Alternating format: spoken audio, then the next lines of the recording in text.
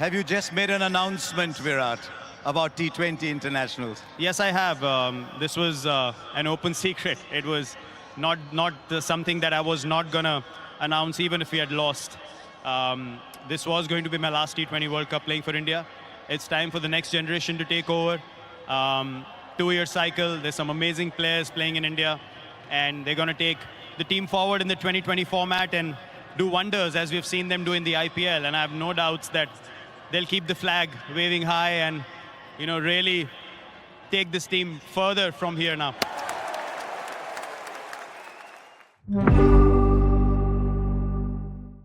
No, this was my last game as well. Honestly, I've enjoyed since the time I started playing this format, and nothing better time to say goodbye to this format. I've loved every moment of this. I started my India career playing this format, and this is what I wanted. I wanted to win the cup and say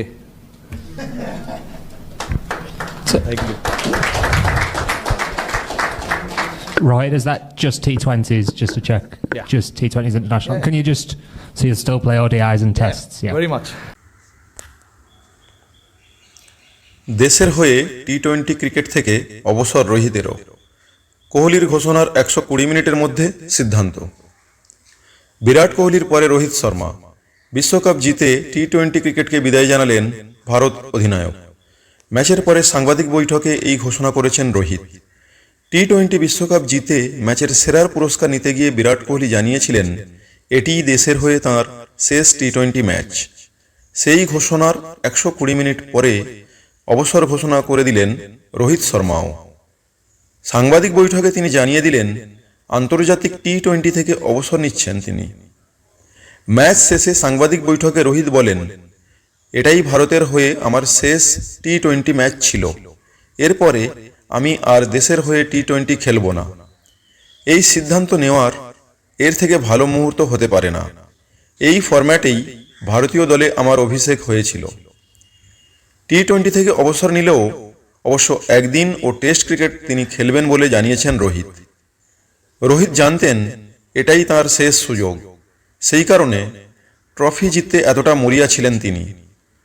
Bharat অধিনায়ক বলেন, যেদিন থেকে টি-20 খেলেছি উপভোগ করেছি। আমি বিশ্বকাপ জিততে মরিয়া ছিলাম। শেষ পর্যন্ত যে জিততে পেরেছি তার জন্য খুশি।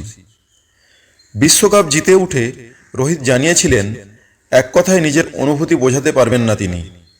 ভারত অধিনায়ক বলেন, গত 3-4 বছর ধরে যে পরিস্থিতির মধ্যে দিয়ে গিয়েছি তা এক কথায় বলে বোঝাতে পারবো না। সত্যি বলতে দলের প্রত্যেকে প্রচুর পরিশ্রম করেছে। ফাইনালে ওঠা ও তা জেতার ক্ষেত্রে পর্দার পিছনে অনেক কিছু ঘটে। তাই এই জয় একটা দিনের নয়, গত 3-4 বছরের জয়। গত 3-4 বছরে যা পরিশ্রম করেছি তারই ফল পেলাম। এর আগেও কঠিন পরিস্থিতিতে পড়তে হয়েছে ভারতকে। বেশিরভাগ ক্ষেত্রে হতাশা সঙ্গী হয়েছে, কিন্তু দেওয়ালে পিঠ ঠেকে গেলে তারা কি করতে পারেন তা এই ম্যাচে দেখিয়েছেন বলে জানিয়েছেন রোহিত। ভারত অধিনায়ক বলেন, হারতে হারতে সবাই বুঝেছে কঠিন পরিস্থিতিতে কেমন খেলতে হয়। দেওয়ালে পিঠ ঠেকে গেলে কিভাবে ফিরতে হয় সেটা আমরা দেখিয়েছি। যখন খেলা দক্ষিণ আফ্রিকার হাতে ছিল তখনও আমরা একটা দল হিসাবে খেলেছি। আমরা জিততে চেয়েছিলাম, এরকম একটা প্রতিযোগিতা জিততে চেয়েছিলাম। দলের সবাইকে নিয়ে আমি গর্বিত।